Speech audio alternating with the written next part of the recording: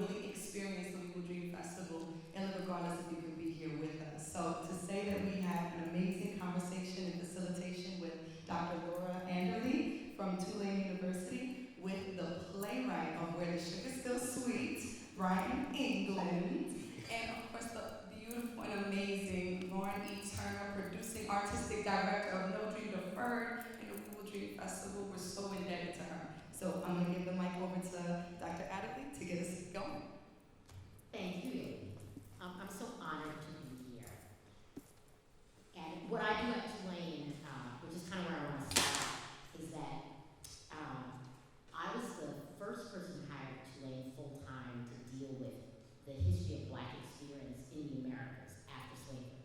Like they had Tulane wasn't one of these places where no one ever talked about Black people, but they had kind of Southern historians and U.S. historians, but my sort of portfolio, like what I was hired, was like you were a slavery and post-slavery historian to deal with kind of the whole thing, and this place speaks to all of the things. Yes. And I wanted to kind of start our conversation with a question for Lauren about, I guess, the challenges of how much is going on here, because I have 3 bread and butter courses. One is on Caribbean culture, one is on African American culture, and the other one is on thinking about African diaspora culture and how it's all connected. And for each one of those courses, I get an opportunity to essentially, I get about a week and a half to give the students, like, I'm going to introduce you to all the ground that you should be thinking about here for all of those things. And I wonder if you could say something, or maybe the most challenging thing about producing this show, because you don't have 3 weeks to say, here's all the background. You actually have to, stage it. And if you could talk a little bit about that challenge, because I think it does it really well.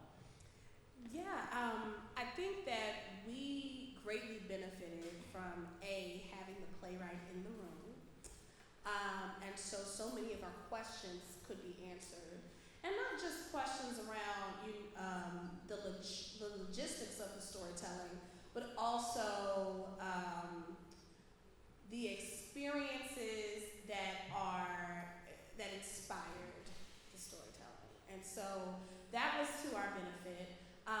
And then the other thing is, it is experiential in the sense that it is incredibly layered, but I benefited in directing from having experienced some of the things that are happening in the story. And so I think when you have bared witness to it, or you've experienced it yourself, it becomes less complicated to be a part of the storytelling.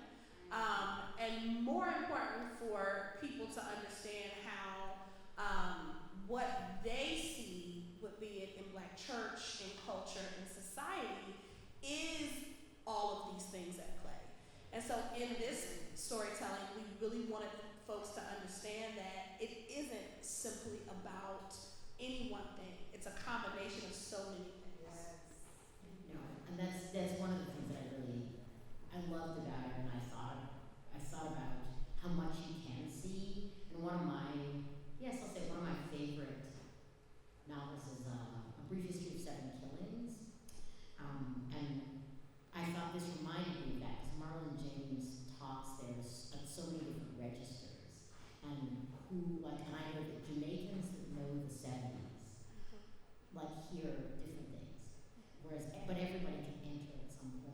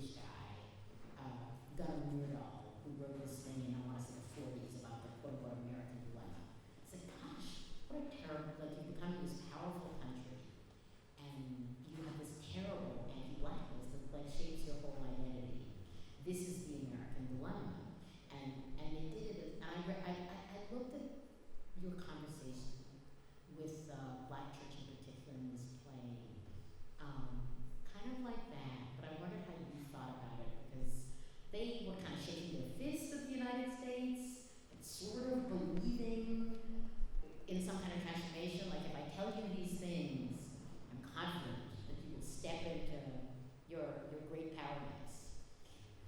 And I kind of, at least the way I read this, was a similar conversation from you with the Black church, and I wonder how you saw that conversation. I hope I can answer the question adequately enough. While I was writing, I was simply recalling moments that I experienced. So I'm not sure if there were specific intentions to do this or do that. I was just documenting what had happened to me through that experience as a kid. Also, in theater making, I wanted to bring the audience into the experience for two different reasons. One, because the central character doesn't talk. So I wanted them to be able to feel what he couldn't say. And I also feel that church is theater. So I wanted to make the audience a part of the play, especially because I had an interesting dilemma where I had one character that doesn't talk, one character that's dead, one character that's not there yet. I'm like, I got two left. And I just thought it just made perfect sense to bring the audience to be the church, because sometimes I'll watch church scenes in other plays, and even though churches are small, sometimes I never did like when you're staging a church and there's a pastor and there's two people on the stage. I thought it's like when the pastor talks, he talks to the audience, the congregation. Why don't I just make the congregation the audience, or the audience congregation? Yeah. So that was that. And I also wanted to showcase the complexity of church through the people. Especially if you are a victim of their beliefs, right? Because there's a part of it where they're hurting you, and there may be feelings about that. But there's another side of it there's two sides of it. You also love them because they're your family, they're your friends. They feed into you.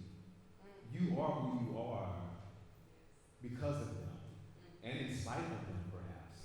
And I feel that there's honor in that, whether right or wrong. And then the third part, I forgot. I really It'll come back. No, I love. There's so many things you said that I really love. And when I was thinking about this conversation, I thought about it as dialogue with the Black church. But I think maybe a better way to think about it, hearing your answer, is that it's kind of a mirror that you've set up. And the other profound thing there, when you wanted Rona does not speak, and you want the audience and indeed the church to feel what is unsaid, That's right. which is it's a core belief at the center, not just of Christianity, but of all human spirituality, is this act of feeling what is unsaid. And that's a really a way in which the play is literally church in that sense. But unrelated, but I guess Lauren, for you, one of the things about the way that it's staged is we never leave the church. And I wonder, I guess, about that sort of process and how we think about, like, the church is the home, it's the field, it is everything. And I'm not sure whether I was overreading that, and sort of thinking about how we all of life, there's a deceptive simplicity in the way it is staged, and whether the church is the all-encompassing lived space. Absolutely. So, and not only is it the all-encompassing, but how they bleed into each other, especially in small rural towns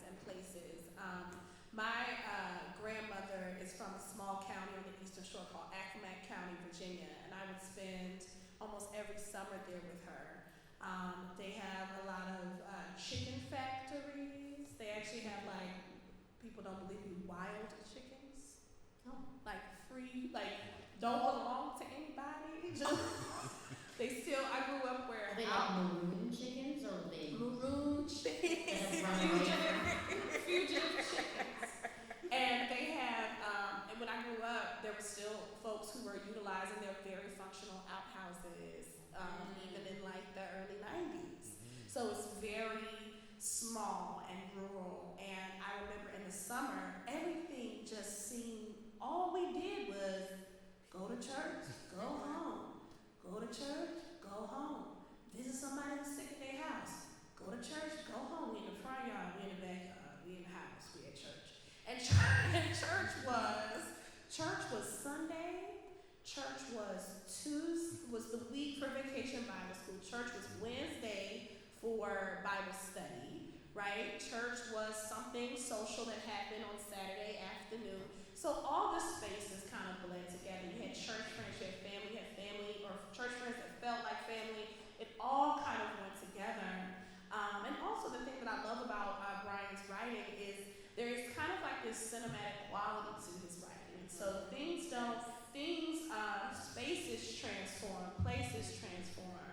We're cutting to things, and that's not something you normally see in theater writing. And so we thought very deeply around how to create that flow in the play, but also how can it be supported by the scenic design. I do want to shout out brilliant Black woman scenic designer Dachi Pimentel, who did the design for this and created this idea of panels that move and things that can be rolled in. And we talked about this blending of realism and surrealism. And we used, one of my inspirations for this was Bisa Butler's quilt work and coloring, and also just this idea that you can mix symbolism with realism. You know, we have symbols of church up, right? We have the gobo with the church window in it, right? But then we have this, which is on casters. I don't know if y'all are supposed to be able to see this, with something that looks very much like real sugar cane. You know, so just this mixing of things. We're in between spaces, we're in between realms. We're very much rooted to reality, but we're gonna go places that aren't quite that aren't quite rooted in the same sense of reality. No, I thought that was one of the things that was most brilliant about it, and thinking about it after the way the spaces bled into one another, and is, you know, I'm a historian, but I'm a consumer of theater, and we often exactly forget, like, you know, the cane on the casters, and also even that these realms, including the realm that is otherworldly, is all there's a seamlessness to it. It has borders but doesn't have borders. And I thought about the panels because for me, watching the lines between the panels reminded me of that. These are different spaces, and it was super late. And looking, I was like, oh, these are different spaces. Like, you know, that's Annie Mae's house. We were not. Isn't she still in the church? Or like, you know, I forgot is the wrong word where my mind was supposed to be. But and Lauren set me up beautifully there, because one of the questions, since seeing it, I've been obsessed with Bro Bridge, obsessed with the Acadian. I said, where is this writer from? What is his world? And I've told, I think I said this to you before, that one of the first things I did was I went home the night after I saw it, and I'm like up at 1 a.m, like looking at what's going on, and, you know, what are the roots of cane cultivation, Black exploitation, and founding of missionary churches, literally looking it up online. But I wondered, I guess, in writing this, because the conversation about bigotry and exclusion and prejudice and who we are as a Black community is huge. It is global in this play. And I wondered about, I guess you're thinking, writing it, and thinking about audience, that there is a way in which this isn't, someone could read this as about these small towns, and not, for example, about our Black church experience, our Black community experience, you know, when someone is staging this in Washington, D.C. or in Miami. And I wondered how you thought about that in the writing, because I don't want to rob the work of its sense of place, but the conversation it's having, and we know this from small southern towns, we're often accused of, you bigoted, narrow people in your small worlds, you know, whereas, quote unquote, the rest of the world is supposed to. And I wondered how, so I guess how you thought about the bigger conversation and the rootedness in this kind of a place. In the place of the world of the play. Yeah. And what I think about. Yes, what do you think about it now, what you thought about it in the writing, you know, and, because you said you're very much speaking of your own experience. So what happens when this goes to Yeah. Washington D.C. and they don't have the same? They're gonna have to research it. And they're gonna say, oh, this is the thing that happens in those sorts of small places. This is about those sorts of small places. Yeah.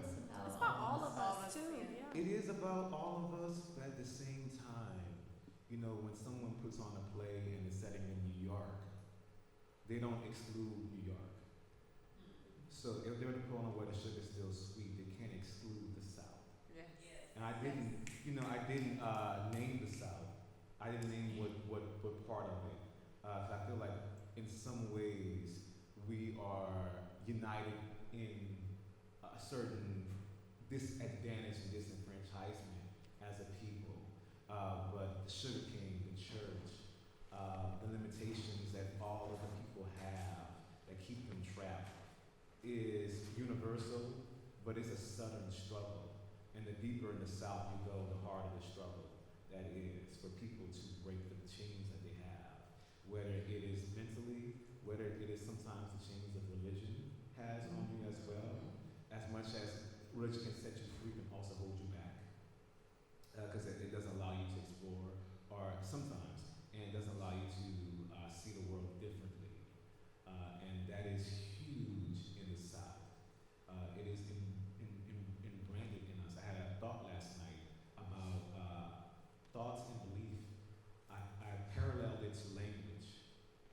And after a certain age, it is difficult to learn a new language. But I imagine it's almost impossible to unlearn the language you have known your whole life. Well, that's an exquisite thought. Yeah, the unlearning, we don't think about that, the Yes. unlearning language. And that gives me why I wrote the characters the way I did with humanity. Because I think sometimes if people who have suffered trauma from being in the church look at the people who have hurt them as villains, but to understand that they aren't capable of unlearning the language that they have taught, that they have spoken their entire lives, right? That they're not villains, that they are also victims as well. Now we can hold them accountable for the hurt that they've given to us, but in order for us to heal, we have to know that they've hurt and been hurt themselves. And That's what another. I have to say, one of the things that I love most is that late, you can feel that in the pastor. That like you could see it is written so that you can hear his fight with himself. Yes. Like what is presented to us are a series of conversations with other people. But yeah, no, and I thought that was, for me, one of the thoughts I had for this conversation today is like, can I just invite a whole audience of pastors? Can we do that? You know? Ideas. And I mean, there's plenty of them. You know, I don't, Right. you know, No, look. whatever the Look. sign, but no, I really, because It's happening.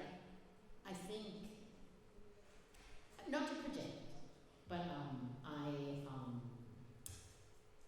we have so few spaces, I think especially in the church, but I think in society, and also with our quick production of information, where our struggles, we have space for our struggles with ourselves. And it's I think it's really it's part of the universality of it. And it's I did one of the things, I can't get away from my own belief in worlds that are transcendent, worlds that are supernatural, and worlds that are not there. And I just, Lauren, I wondered in producing this, thinking about it, I don't know who people are that don't believe that there's transcendent, otherworldly things going on all the time. But I imagine that in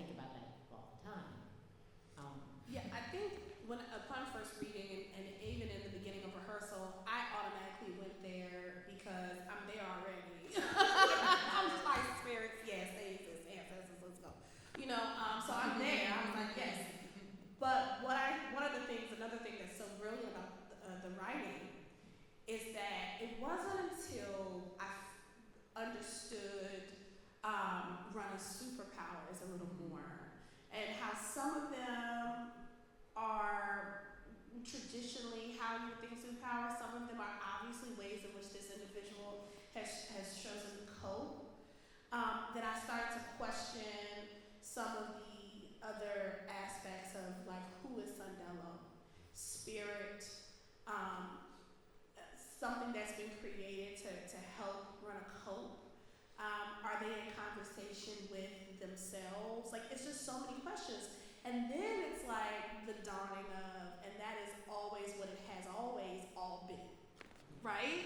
Like that question and that understanding is the essential question of what it is we're really dealing with here, right? How much of it is this other thing? How much of it is us as humans trying to cope, trying to navigate? I think about this recurring theme of the whistle, and you know, both Rana and Vermeer, the pastor, hear a whistle.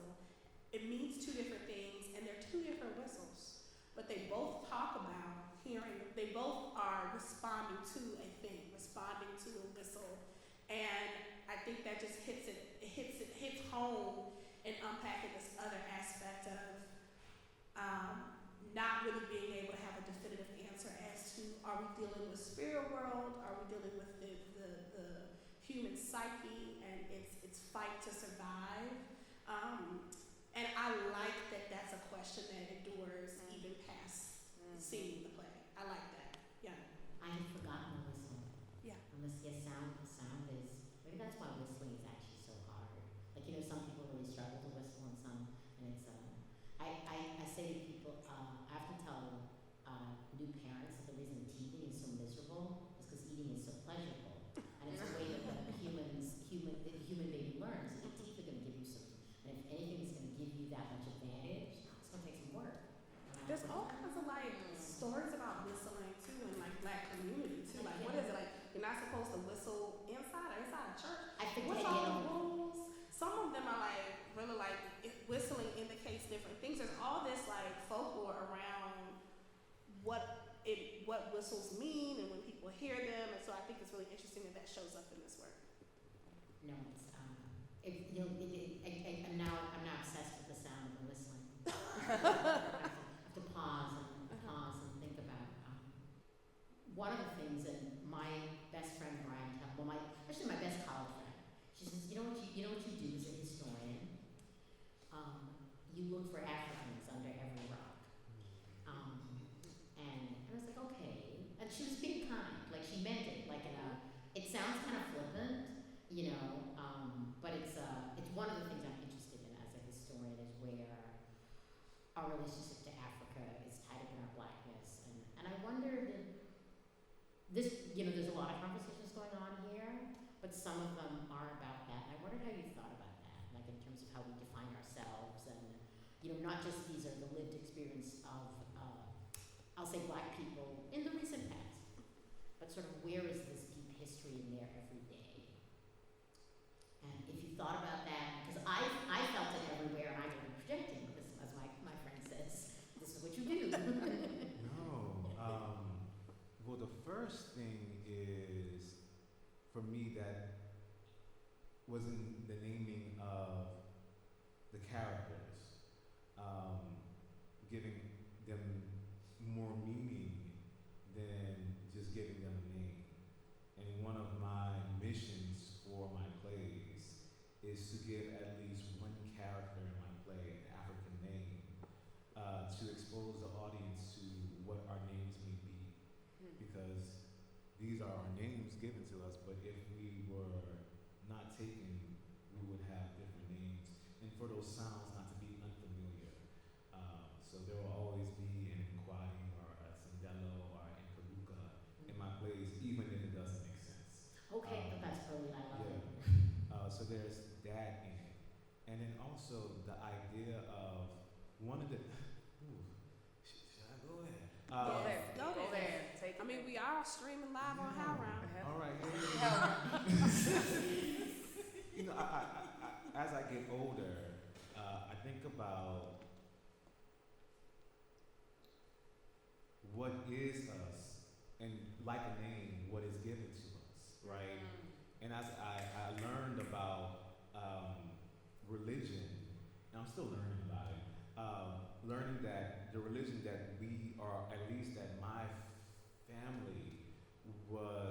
exposed to me was very much given to us, where there is a white Jesus hanging, and I'm like, that just can't be anymore because that is a marketing thing. Because Jesus may have been a lot of things, but he was not white.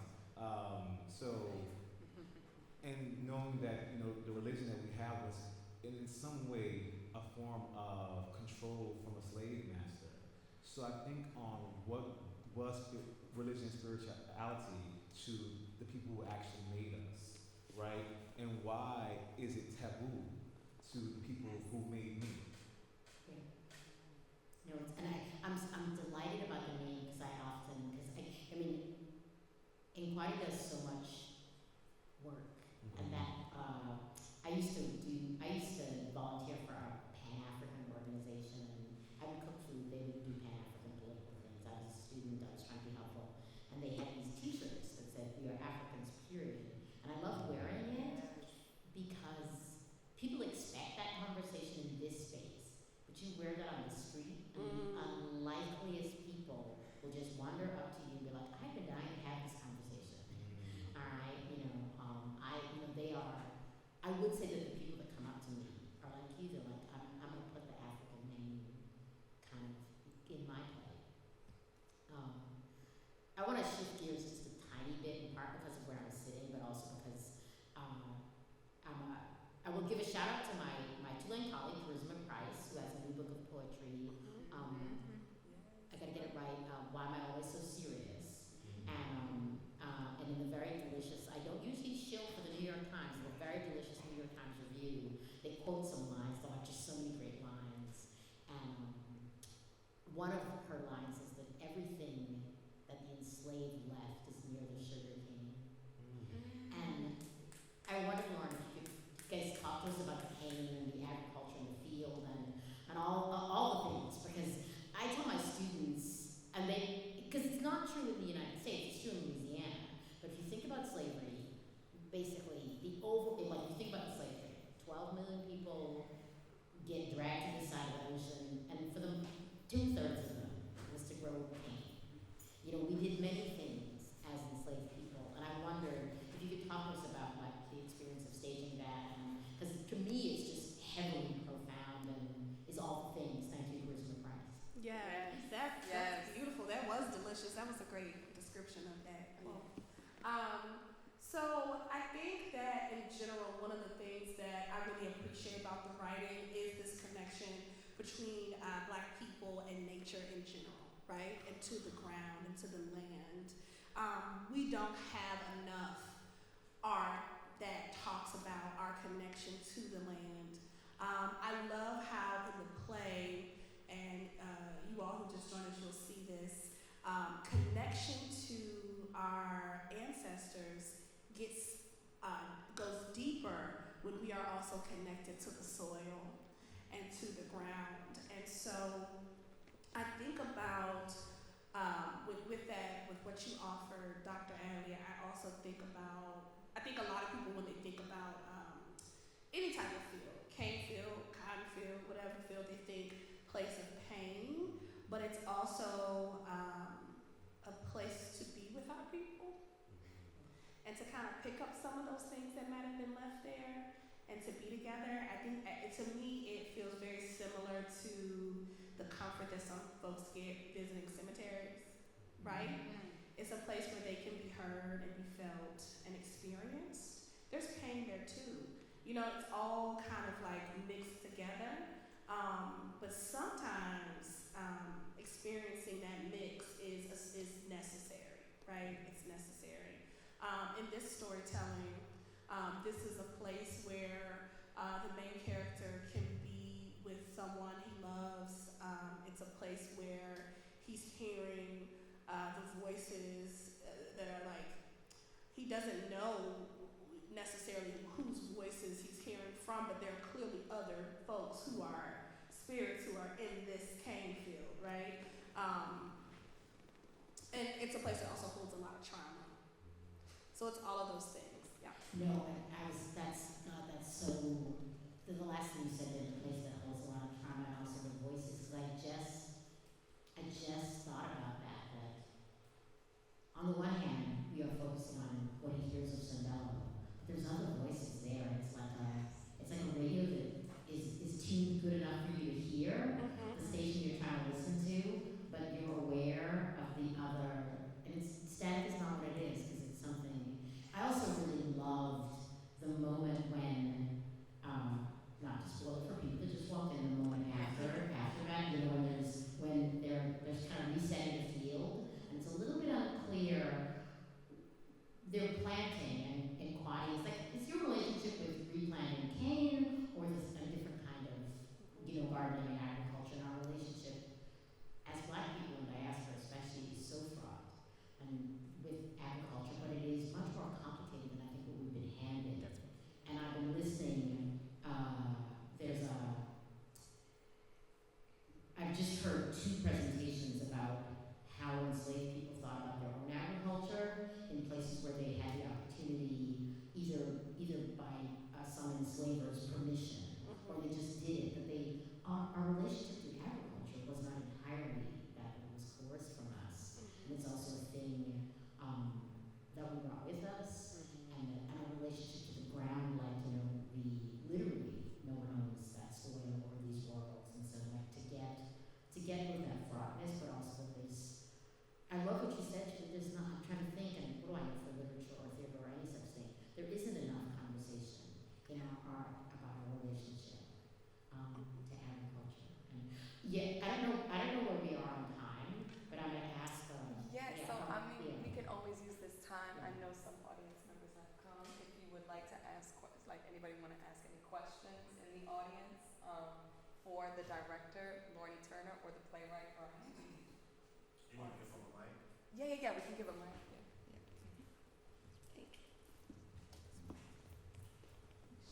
Or Dr.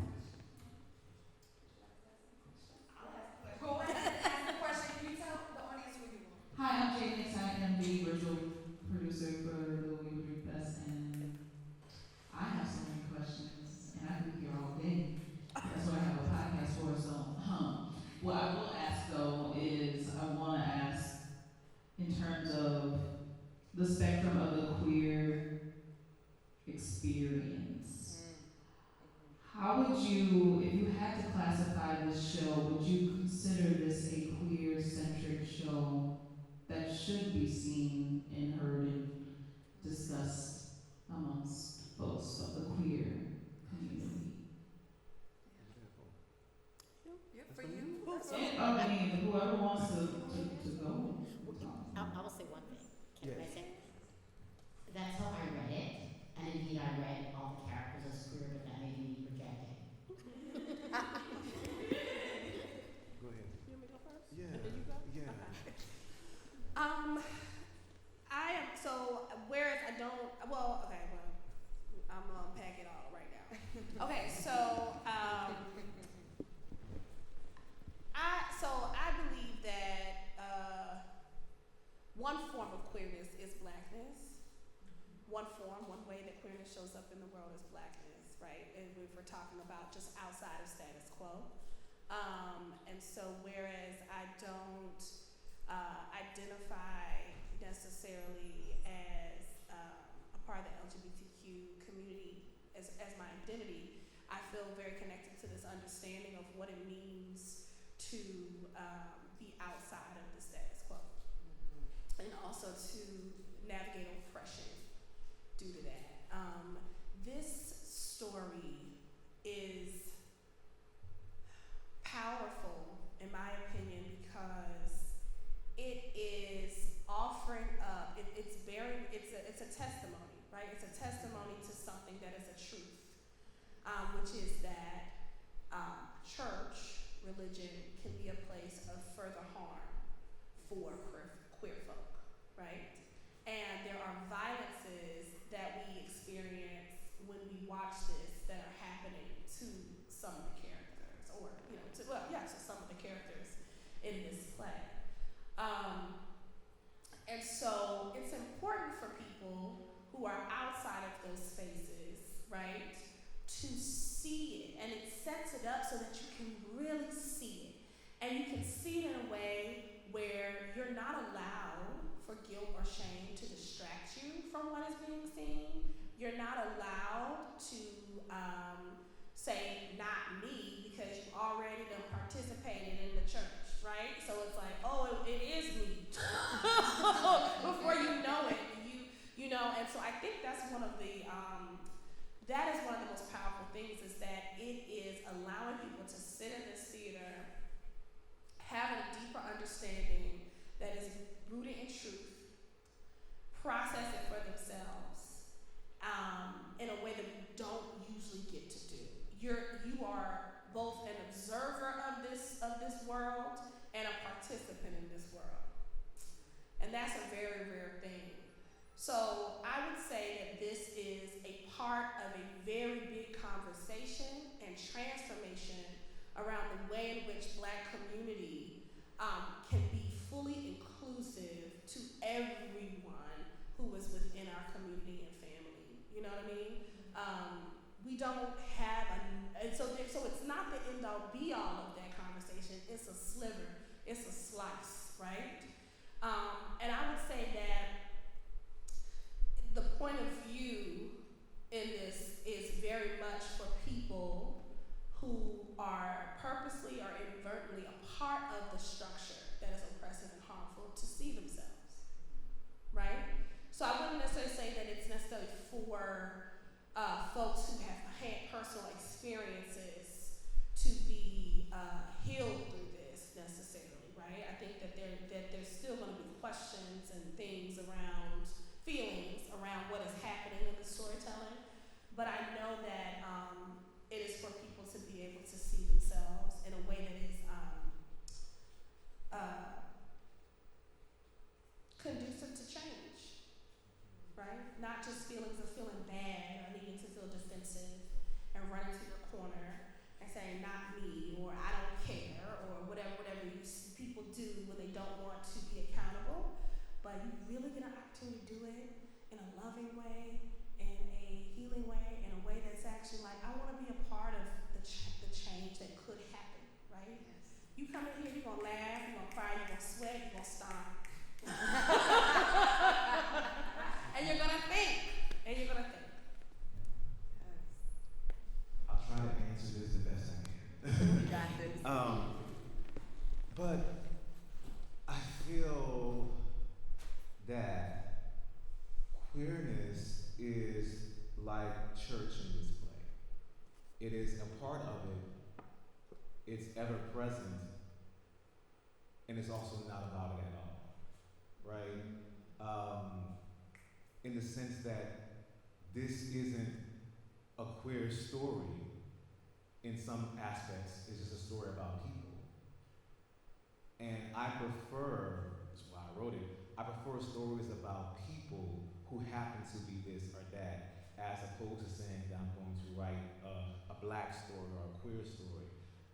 I'm just going to tell the story as authentically as it comes to me or as I experienced it. I don't feel that I wrote a play about being gay in church, because I think that's something different. But I think people who have been gay in church will feel what their experience in it, because it's an immersive church experience. What I intended to write, very specifically, was a story about people who don't get the chance to explore who they are. And that is demonstrated both by the queer aspect of this play and through religion. So for me to say this is a queer play is only one side of the coin, and the coin has a value on both sides. Come on. No, I We got love questions. that.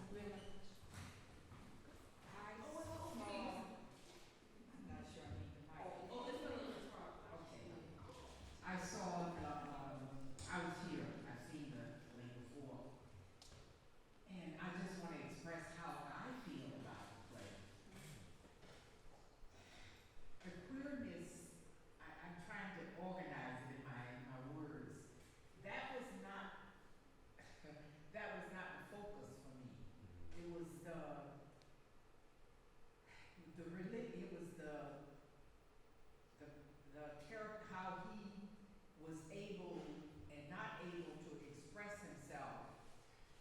because of this conflict of the church having dominance over his relationship, if that makes sense. I just felt like his character was so strong, and he was just in the earth, that he loved the earth. He loved the earth because that's where his love was, that's where his voice was in the earth, where the person that he most felt connected to.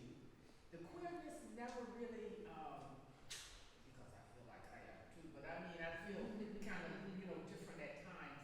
So it's like, that it's just that connection, that church connection that was destroying, and I'm not trying to be anti-Christian, please don't take, but it was destroying that part of him, that human part of him that was trying to come out, that part of love, that part of touching and feeling, and that's what I felt like. That's how I felt about the play. I came back to see it again, but I about the play. It was very emotional for me because I felt like it was so human and such a connection between the church, the earth, and love. That's how I felt. Like the whole play, it was about love to me.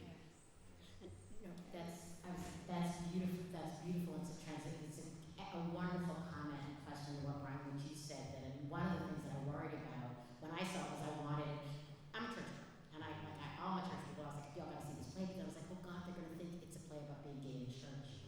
And what is so profound, I think, about the play is the way that Rana, especially as this question just said,